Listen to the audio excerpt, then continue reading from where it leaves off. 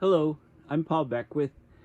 In this video, I want to continue my presentation of some of the great work that Dr. Peter Carter has done at the Climate Emergency Institute. So Peter basically analyzes very recent peer-reviewed scientific papers on climate change and summarizes the information on images that he creates and then posts up to Twitter and I think some other social media sites. So I did a video a few days ago looking at some of his recent work in the last few weeks, and I'm going to, this video is a continuation of that. I'm going to cover material that he's discussed, but I haven't talked about in the previous video. So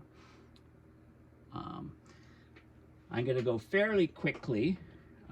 It's almost like, if you play chess, it's what we're doing here is blitz chess or speed chess. So first I'm going to talk about some of his most recent posts, and then I'll go back to where I stopped in the previous video. So we're getting lots of marine heat waves around the world, record sea surface temperatures, and the temperatures are just unbelievable in some places. Like, for example, off the UK, the water temperature is 5 degrees Celsius warmer than normal. You can see the pattern here of the El Nino, which is developing. This is the East China Sea, very, very warm. New Zealand, warm water surrounding New Zealand. In the South Atlantic as well, as well as the North Atlantic, and also over in these regions too, in the Baltic Sea. So warm water everywhere. This is marine heat waves from NOAA, and the severity of the heat waves, and you can see a lot of them, are occurring around the planet. Now, if you look at the world sea surface temperature, here's where we are on the 26th of June. It's 20.9 degrees Celsius, and this is between 60 degrees south and 60 degrees north. These are previous years, and we're far off of the charts. This is the North Atlantic sea surface temperature, 23.4 degrees, and you can see how the curve has been unfolding, and we're way above what we should be at. Of course, heat waves are occurring in the southern U.S. still, ongoing in the southern states, just north of the Gulf of Mexico, specifically, Texas and other states. The southern U.S. is basically as hot as the Sahara Desert. So this is a temperature map with the anomalies, or this isn't the anomalies, this is actually the temperatures. So the grays here are pushing well above 40 Celsius, approaching 50 Celsius. And, I think we've actually surpassed 50, or been very close to doing it. So this is incredibly hot temperatures. Also, parts of Africa are very warm. Southern parts of Spain and southern Europe also extremely warm. The land surface temperature is tracking a record high. This is data from Climate Reanalyzer for today. 16.81 degrees Celsius with an anomaly or a difference of 0.68 degrees Celsius. Here we have another map showing warming of the southern USA, in these regions, plus, very, very warm temperatures in China. There was a paper, the link is here, talking about the emissions of the largest carbon producers contributing 37% to the burned area of forested lands in the western US and southwest Canada since 1986 to 2021, basically. So The emissions of the world's largest 88 carbon producers contributed 37% of the cumulative burned area in the forested lands. Okay, so basically the warming, it's increasing the VPD, or the vapor pressure deficit. So you're getting desiccation and drying of these forests, and that's been associated directly in this paper to the burned areas in western US and southwestern Canadian forests. And here's an image from the paper. This shows the cumulative burned area for forested lands between 1986 and 2021. That's the red line. And then there were modeled estimates of the burned area if you exclude the direct influence of the big 88 carbon producers. And that's this line here. So this is a burned area without climate change effective emissions, or most of the emissions, and this is the burned area in actuality. So you can see it can be directly attributed to the burning of fossil fuels, losing more and more forests. Okay, these attribution studies are becoming very important to see the direct connections to climate change. Of course, Canadian record wildfires are worse. We have 494 active fires as of June 26, 2023. The area burned is approaching 30,000 square miles, or 77,000 square kilometers. There's fires burning all across Canada. You know, this shows you fires. There's lots of good websites where you can get the fire data.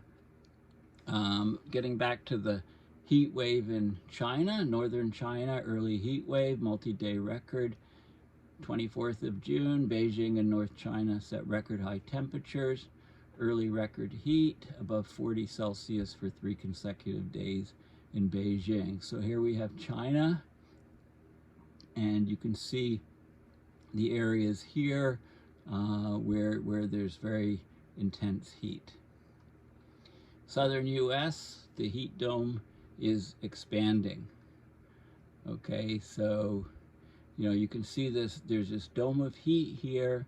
The heat is being trapped by a stuck jet stream. Basically, you can see the heat anomalies here in the southern US, northern Mexico. And this dome seems to be expanding, not dissipating. Wetland emissions and methane feedback are becoming very, very strong and severe. The Hudson lowlands is a huge wetland. There's the highest measured atmospheric methane levels, 2010 parts per billion. This is the Hudson's Bay, and there's lowlands here, wetlands here, which are very, very high in methane. So this is a inventory of Canada's anthropogenic methane emissions. This is the areas where there's wetland methane, with a scale in terms of, 12 teragrams per annum from wetlands. And you can see a scale here. This is megagrams per year per square kilometer, something like that. And again, you can see the methane level here at a monitoring station, East Trout Lake, Saskatchewan, a NOAA monitoring station. Methane is 2010 parts per billion. That's the highest methane level that we see in the atmosphere. And pre-industrial methane, remember, was 722 parts per billion. So we're way, way above that. Canada has a lot of wetlands, and they're starting to emit more and more methane as they warm up. The Forest Fire Center in Canada has already declared 2023 the worst year ever for Canadian wildfires. So we surpassed the record for area burned by wildfires in a single year just yesterday, as hundreds of fires continue to blaze in almost every province and territory. That's the 76,129 square kilometers of forest and other land that's burned since January 1st. That exceeds the previous record set in 1989 of 75,596 square kilometers. And that was for the whole year, 89, and you know, we have months and months of summer burning. Montreal air quality was the worst in the world just a few days ago. The Quebec wildfire smoke has reached Europe. So you can see the fires, the smoke's being blown across Europe to Europe, and you know, this is a map of it, and here's Spain, and you can see the smoke coming through into Spain and Portugal. Okay, this is the biomass burning, and the huge concentrated amounts of smoke crossing the Atlantic. Record-breaking marine heat wave in the North Atlantic. The sea off the coast of the UK has never been this hot this time of the year. The UK waters are over 5 Celsius or 9 Fahrenheit above the long-term average for this time of year. And you can see North Atlantic sea surface temperature just you know, shooting way up, many standards of deviation above any previous results.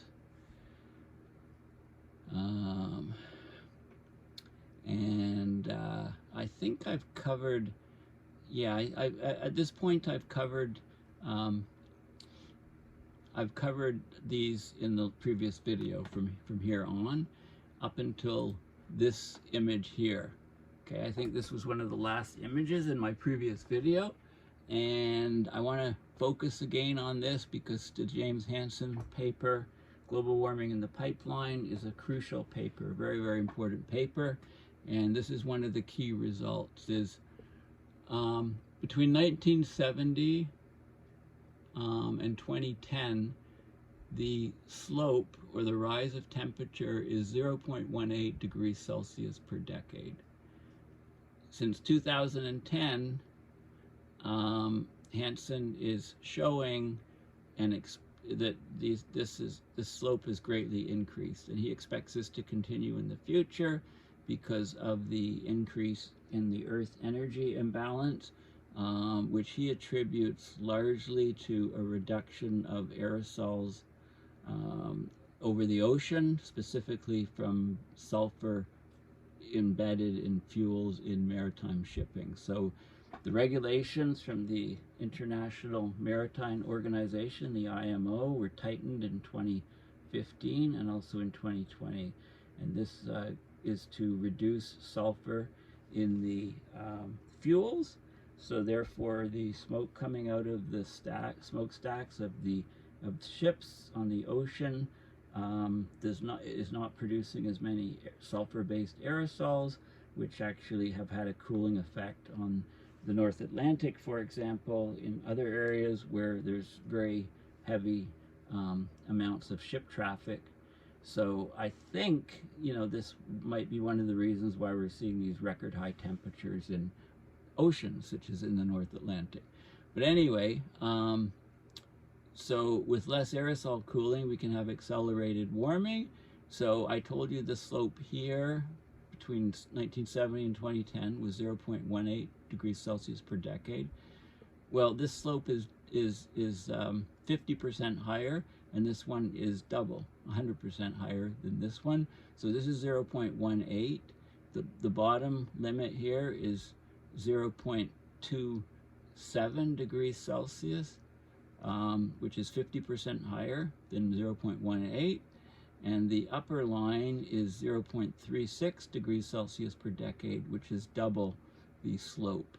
So this is what we can expect in the future, assuming Hansen is right. And it's all to do with the Earth energy imbalance, right? It's moved much, much higher, so we can expect the warming to accelerate. Okay, so I'll just you know, move quickly through just to give you a feel for what's happening. Okay, you can see the dates up here. And follow Peter at P. Carter Climate on Twitter. And you can get, daily you get updates of what's happening.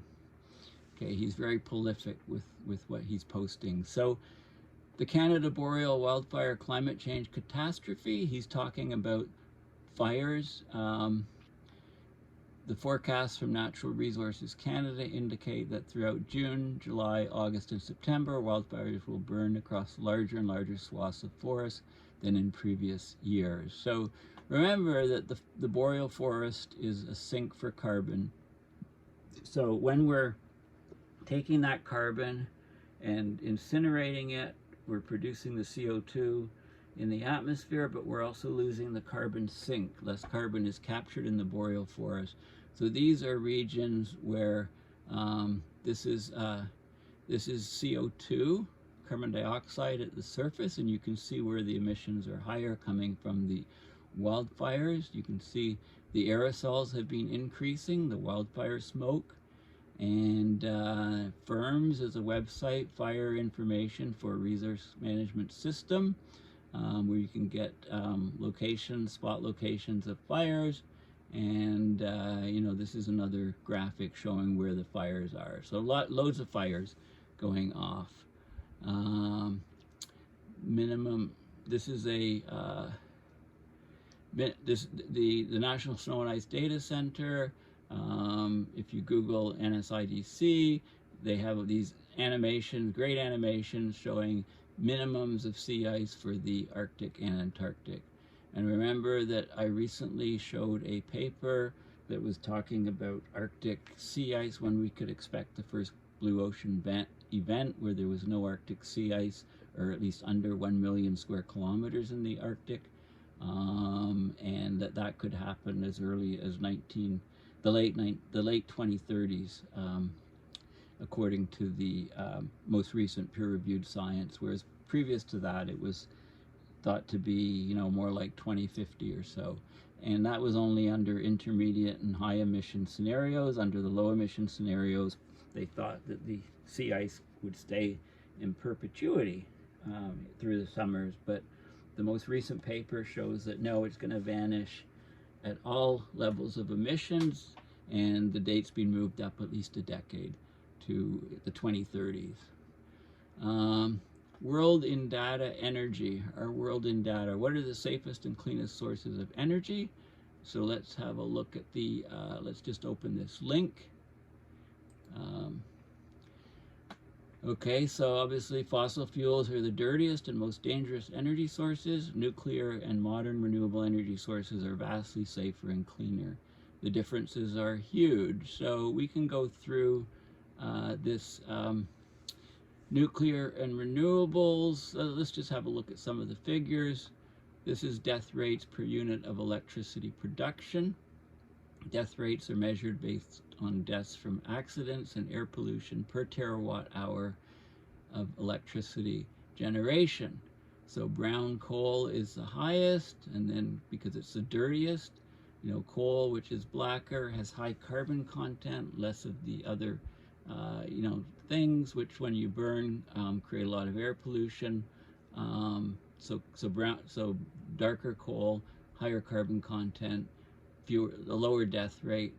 Oil is here, and then biomass burning is here. Gas, this is natural gas, methane, hydropower 1.3, and then wind, nuclear, and solar are extremely small, extremely low death rates.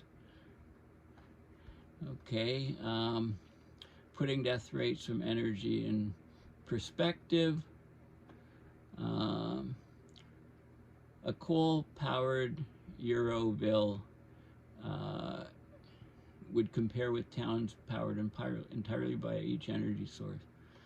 Okay, so it's comparing death rates of, it's an average town, 150,000 people in the EU, consumes 1 terawatt hour of electricity per year. Let's call this town Euroville, and now it's looking at death rates. If it was powered by coal, you'd get 25 people dying prematurely per year out of the 150,000. Oil, it would be 18, gas 3, Hydropower, one person.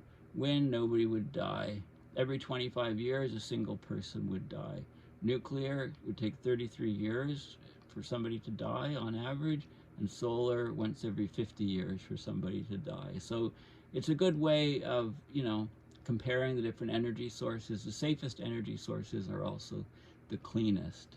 So here we go back to death rates from accidents and air pollution and greenhouse gas emissions. Okay, so obviously there's a strong correlation here between the death rates and the greenhouse gas emissions. As we go to the clean burning sources, the death rates are extremely small. Okay, so this is important information from our World in Data, and Peter sent out the tweet. Okay, and here's another image of this from this study. Okay, coal air pollution kills millions, many millions every year, and coal combustion is at an all-time high. Oliver Stone has a film, Nuclear Now, which is an excellent depiction of nuclear. Yeah, it was introduced at the COP, at the COP27 in Sharm el-Sheikh. I watched the video, and Oliver Stone was interviewed after. So very, very interesting stuff. Coal burning. Okay, so East Asia, there's a heat wave, so they're cranking up coal use and emissions because they need to run the air conditioners. So a heat wave across China, Japan, Taiwan, and South Korea. It drove coal use for electricity generation to new highs, priming the region that accounts for more than 60% of world coal emissions to boost pollution further.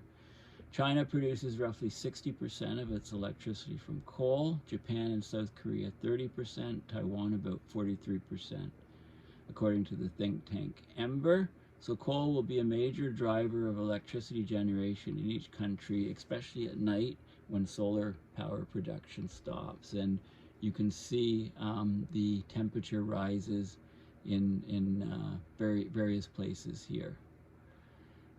Okay, boreal fires, record high CO2 emissions from boreal fires in 2021. Okay, 2023 is even worse, probably going to beat 2021, almost certainly. And, the vast circumpolar boreal forests are cold adapted forests. So they're drying out, and we're heating them much beyond their capabilities to withstand the heat. So they're burning up, basically, at ever greater rate. So here's some of in 2021, this is data from 2021, the boreal fire in 2021, it topped the record fires around the world. So here's the fire CO2 emissions in gigatons of carbon from the boreal fire 2021, Indonesia 2015, Brazil 2007, Indonesia 2006, and so on. Okay, so previous records, and you can see these are boreal North America CO2 emissions, boreal Eurasia, annual fire CO2 emissions, and monthly emissions. And you can see the distribution. So you can see that, this is boreal 2021, and this was boreal 2000 to 2020, the mean, okay, is these curves. So we blew it away here in 2021, and 2023 is even worse. Global warming broils India and Pakistan again, but governments push for more coal mining. Coal production 2022 to 2023 is up about 15%. 2018, it was up 23% roughly. World coal consumption is at an all-time high. Coal will broil the world. Okay, so, here is these massive heat waves, and yet we're, getting more and more, burning more and more coal in these places to, a lot of it is to generate power to provide cooling by air conditioning. Heat scorches Europe as southern Spain temperature reaches 45 degrees Celsius. So ongoing heat waves in southern Spain, and this is some very high temperatures in the UK and in France. Sort of, and the date you can see that was back from June 13th when Peter sent these out on social media. More on Canada's fires, which I've discussed already. So basically, Peter was tracking how these fires, how they changed over time, how they worsened over time. So he showed the aerosols. You can look at the aerosols on the map, and this was Alberta and Quebec. A lot of fires generating the wildfire smoke, the aerosols. World polluting emissions. So this is you can see Alberta and Quebec here, and you can compare the emissions from other places around the world. And you know, we had probably more in Canada than any other place. This was the particulates, hazardous air pollution coming from the different regions, the CO2, nitrogen dioxide, and fire map, basically the fires from a thermal heat map. Okay, so there, you know, heat waves in Canada, surface heating, lack of rainfall causing droughts, and that's where the, you know, the soils are drying out. This is drought root zone soil moisture in the bottom percentiles of moisture, and then where the fires are occurring, right? Exactly coinciding with them. Antarctic sea ice, here we are in 2023. It's just, you know, it's winter down there. The ice is growing.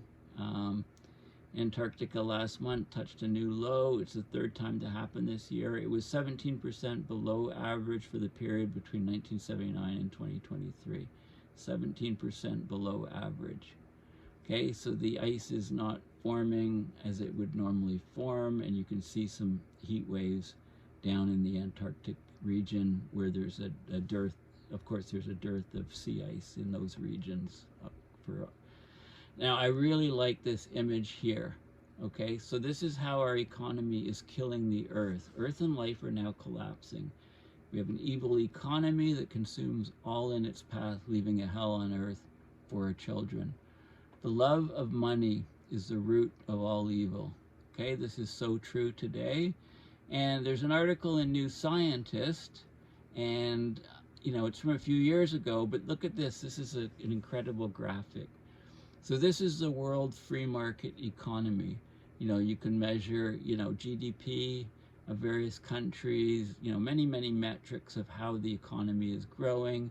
There's also CO2 concentration here, northern hemisphere average surface temperature, all of these different metrics, and they're all going up exponentially, basically. And then you have the state of the earth, and it doesn't matter what metric you're measuring, we're getting a huge decline in the well-being of the earth. So the earth is, you know, we're basically, our free market economies are basically killing the planet. And eventually you get break points, you get enough damage done that these curves all collapse. Arctic sea ice, permafrost feedback catastrophe.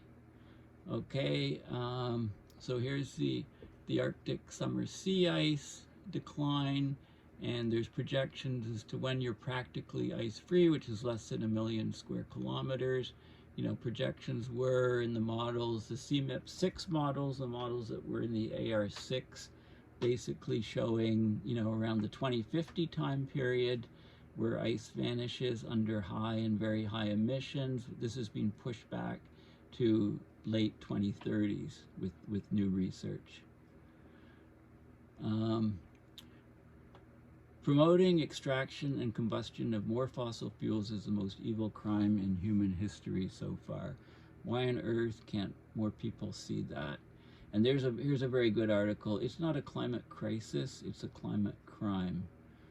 Okay, and I'm just going to open that link for a second.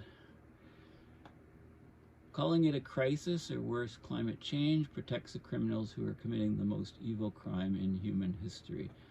right? And this was written shortly after the post-apocalyptic sight of an orange-hued toxic film blanketing New York City.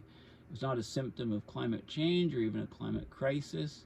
True, there is a climate crisis, but this crisis did not appear spontaneously.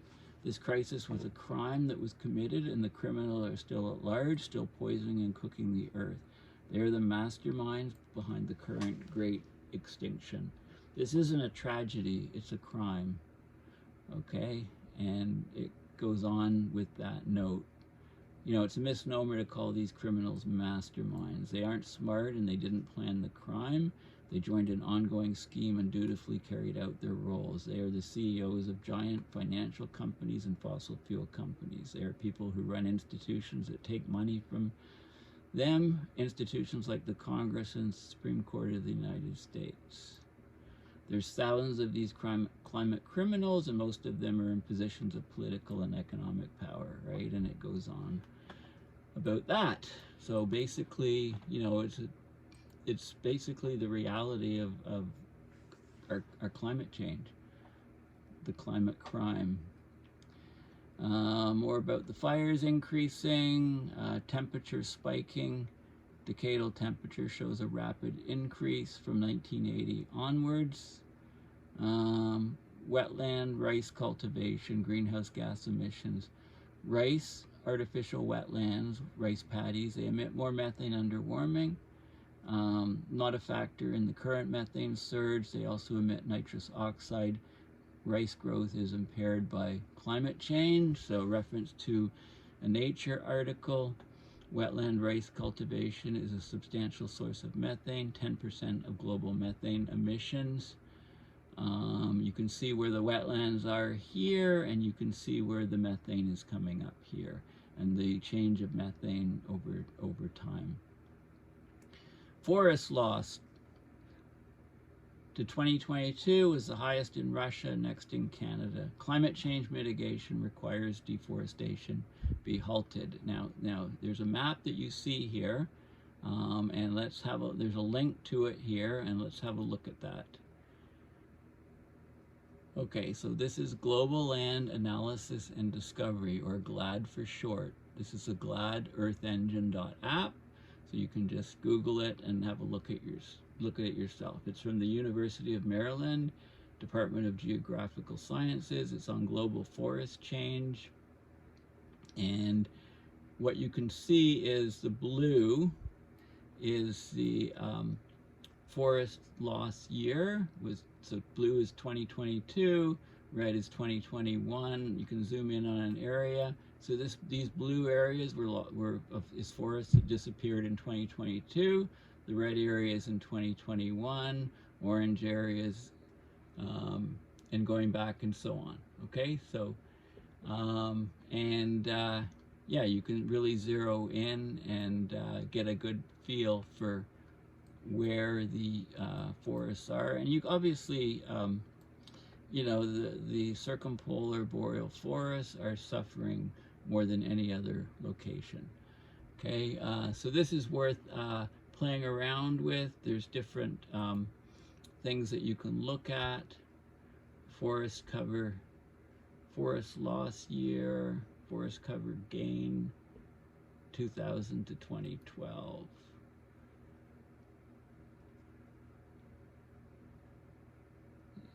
Background imagery and different example events.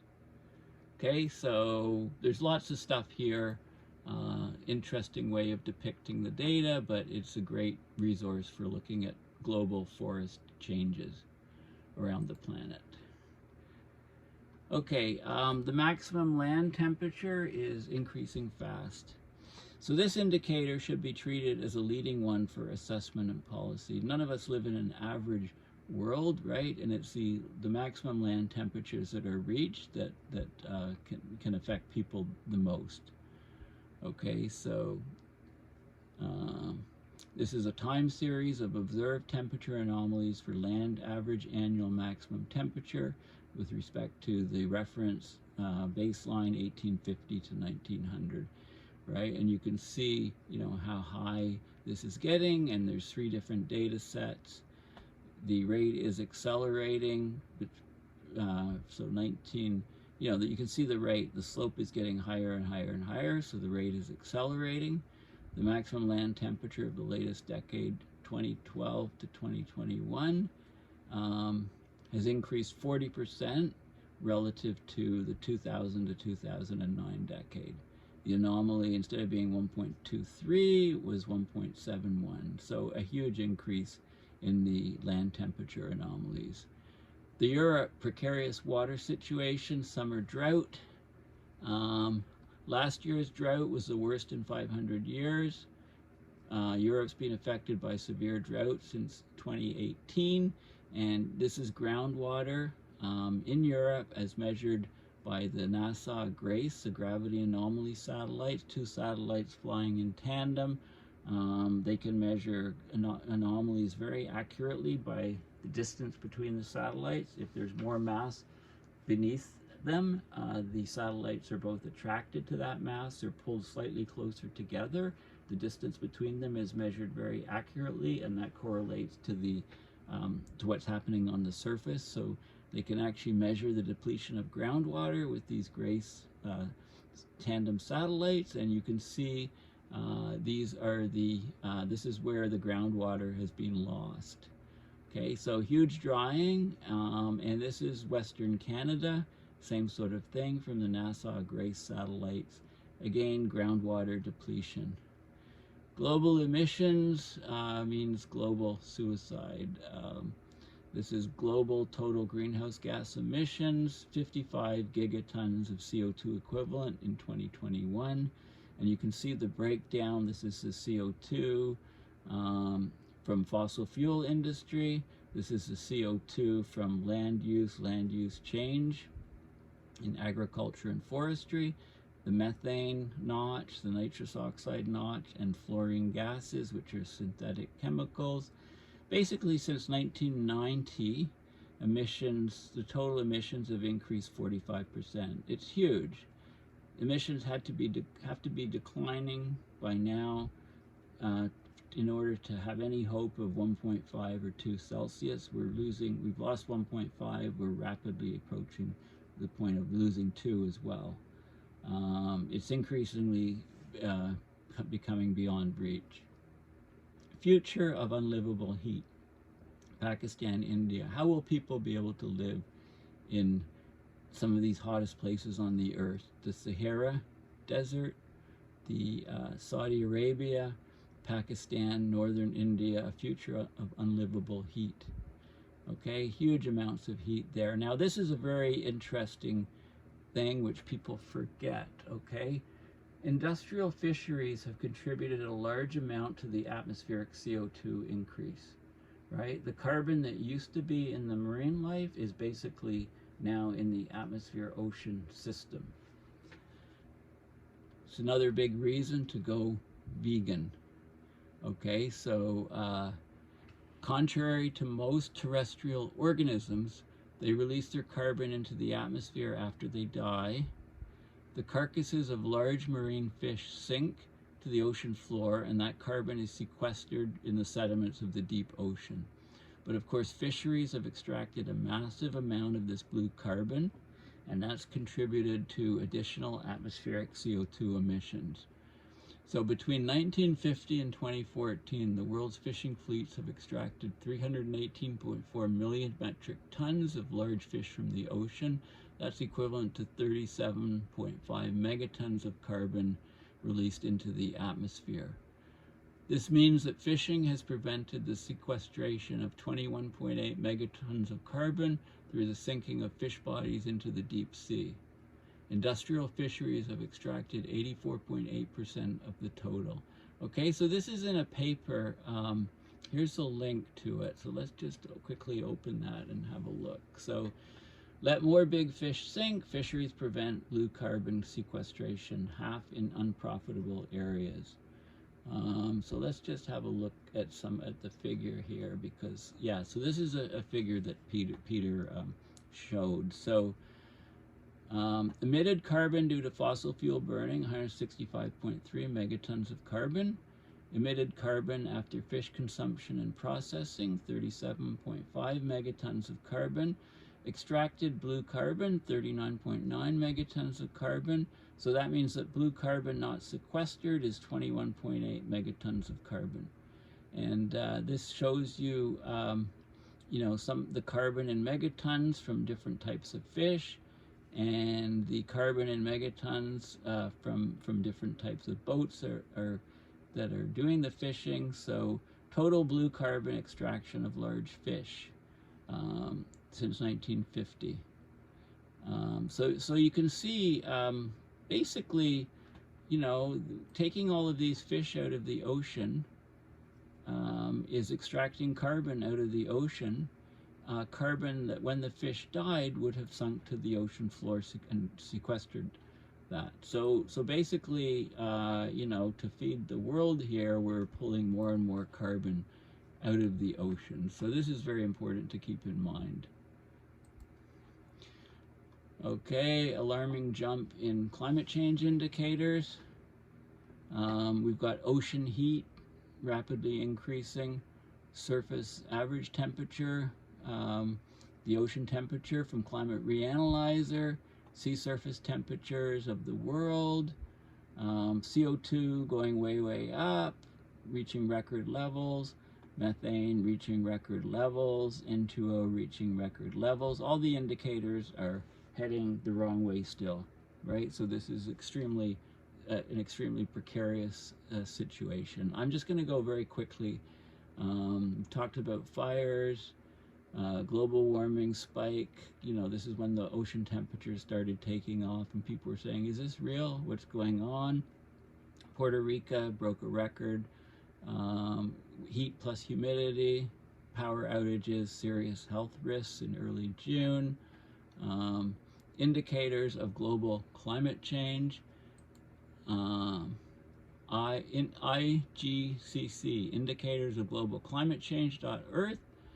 This isn't, okay, so they've done some papers, they have some excellent graphics. You know, what's changed since AR6, for example, the assessment report 6.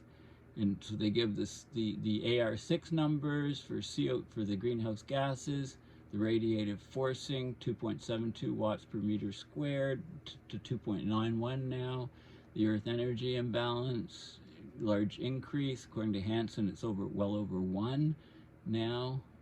Greenhouse gas emissions, remaining carbon in the budget, and so on. Temperatures, land average maximum temperature change, 1.74 versus 1.55, and the global temperature, instead of 1.09 or close to 1.1 in AR6, it's already 1.15. Okay, so there's lots of good information on IGCC, Indicators of Global Climate Change.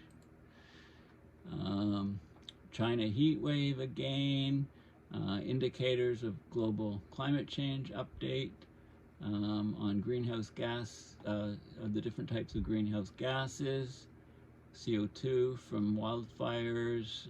Siberia swelters in record-breaking temperature amid its worst heat wave in history. And of course, you know, there's huge fires where those heat waves are. The vast North American boreal forest burning. Circumpolar Great Boreal Forest, it holds double the carbon of all tropical forests combined. The cold adapted forest is drying under global warming. Greenpeace, they had an article on the boreal carbon bomb. Okay, so these are the boreal forests here, North American boreal forests, and of course we know what's happening with them now with all of the fires. So this is Quebec fires and fossil fuel dystopia, blankets of smoke. Canada wildfire disasters increased 53% from 1980 at an accelerating rate of increase. Has a little bit about an average of $900 million spent by fire management agencies in Canada a year on direct firefighting costs. These costs are rising. Property and timber losses due to fire, increasing number of wildfire disasters. Traditional approaches to fire suppression, like crews, air tankers, may be reaching their limit of economic and physical effectiveness. Right? We have to rethink how we fight these fires. Permafrost temperature increases. Right? If you're measuring the temperature in the permafrost, these rapid increases are extremely serious. And 0 is a huge point. As you go above 0, of course, any water in the permafrost comes out and you get slumping and all kinds of different effects. Siberian, more on the Siberian heat wave, shows where the Siberian permafrost is relative to the heat. More extreme El Niños with more warming. Right, so more warming is likely to cause more frequent and extreme, very strong El Nino events. Okay, so changing El Nino types from 1901 to 2017, getting stronger, more intense. Right, so there's a paper on that from a few years ago. The last El Nino in 2015-2016, it pushed atmospheric CO2 annual increase to a record 3.03 parts per million, and a global warming record of 1.18 degrees Celsius. Okay, so this is the 2015-26 El Nino. Here's what we had on the maps, and so we can basically expect, this El Nino that we're in now, we're very early stages of it, so, it can cause us to blow through all kinds of records. This is the CO2 increase, 3.03. 2015, it was 2.95, 1.9, 2017. It's about 2 other years. Anyway, it went over 3. With all the wildfires and with the El Nino now, we're likely to break this record very, very soon. Prolonged heat wave scorching Costa Rica and Central America. Heat dome over Alberta again. The fire intensity, head fire intensity, predicted intensity or energy output of the fire at the front or head of the fire. It's become one of the standard gauges by which fire managers estimate the difficulty of controlling a fire. Head fire intensity of different fires is, we have different metrics to try to gauge, how serious these fires are, how difficult it'll be to put them out. Increases in length of fire weather season and frequency of extreme fire weather in most world regions. Okay, so this is another paper. Global and regional trends and drivers of fire under climate change from April 11th of 2022. Okay, so lots of data and different regions of interest, and I always look at the figures. I mean, maybe this is a paper, we're spending a whole separate video on different burned areas. There's a lot of fluctuation from year to year, but the overall trends are going way up. So yeah, very extensive paper. Maybe it's worth looking at in great detail. The uncomfortable reality of life on Earth after we've reached 1.5. It's not just a political disaster, it'll have dire consequences for us all. All hell will break loose. That is something I'm very sure of. Yeah, I think I should have patented that term. I have a poster from many years ago. All hell will break loose is what I say will happen. Good to see people, using the same terms. Canada wildfire, tens of millions under air quality warnings, and the UN climate conference avoids fossil fuels. They don't want to talk too much about fossil fuels, and yeah, there's an article in The Guardian, June 7th on that. More on Canada's wildfires. Sea ice decline. I think that's the paper I talked about. Abrupt increase in atmospheric methane and now CO2. It seems, we need to monitor those This is CO2 increase over the past 12 months. Over 3. Antarctic alarm bells. This is extremely serious. The deep ocean currents are slowing earlier than predicted. Here's the abyssal ocean warming. And this is spur-drops slowing, you know, the ocean circulation patterns. You know, the way heat is transported. Global north below 170 trillion for excessive CO2 emissions, says study. The world carbon footprint, and so on. So we're up to, you know, roughly the beginning of June with Peter's stuff. So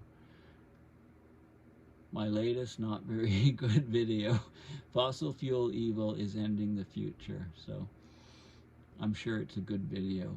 Giant heat pumps, the exploding demand for giant heat pumps. Sweden, Gothenburg has a 160 megawatt heat pump system that consists of 4 units. 2 of them are actually bigger than those in Stockholm, with capacities of 50 megawatt each. They've been in operation since 1986 and hold the title of the most powerful individual heat pumps currently in use.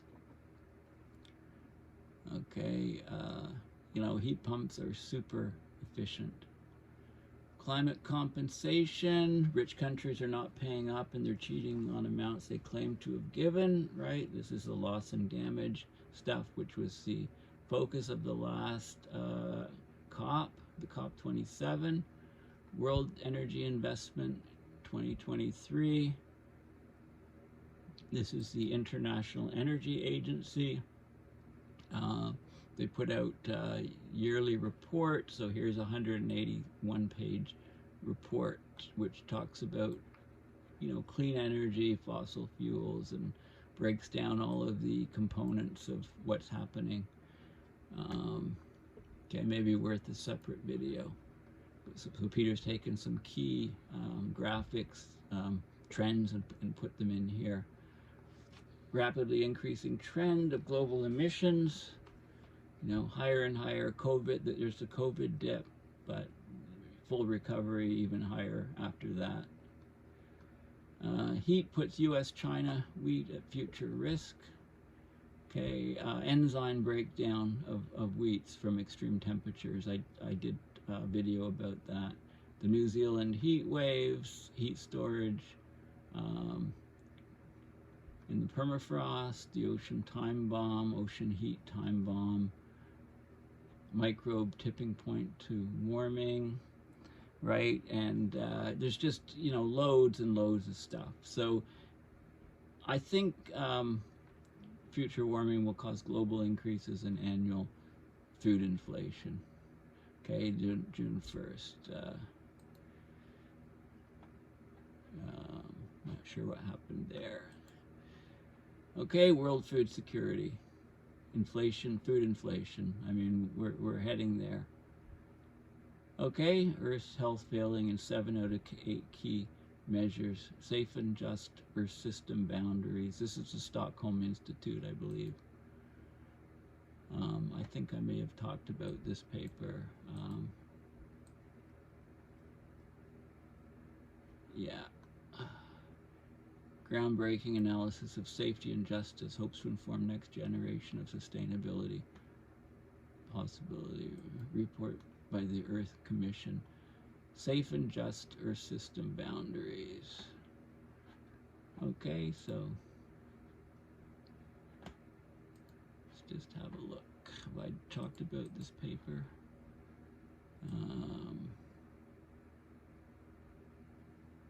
Yeah, okay, so this is the Earth system boundaries. It's in, you know, all these areas: phosphorus, nitrogen, groundwater, surface water, ecosystem area, functional integrity, climate, aerosols, and so on. Okay, so there's always loads and loads of stuff to talk about, loads and loads of studies, and the Earth still continues to degrade and degrade and degrade. So at least we know about more and more about how quickly it's degrading.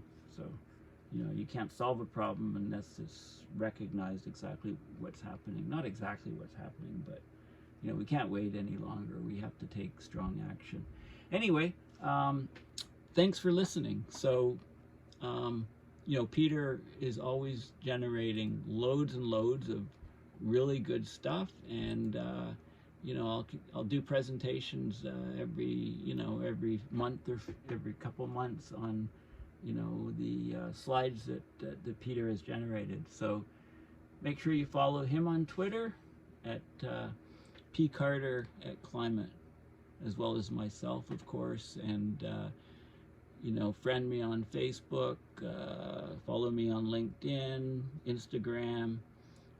I do post in Reddit now. I do post in Quora, and also, you know, other social media. Anything I can think of posting, and you know, I'll be doing TikTok videos very soon.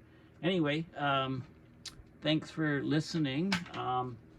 My fiction reading, very important to bury your head in the sand occasionally. Buy a good fiction book. I don't know if you can see this book. It's a bit dark. It's Michael Connelly, The Fifth Witness. Excellent author. And if you've heard of The Lincoln Lawyer, this is the fourth book in the Lincoln Lawyer series. And I think I have one more to go. Yeah, The Gods of Guilt. Looks like there's 6 books here in the Lincoln Lawyer novels. Anyway, it's an excellent read, great escapism.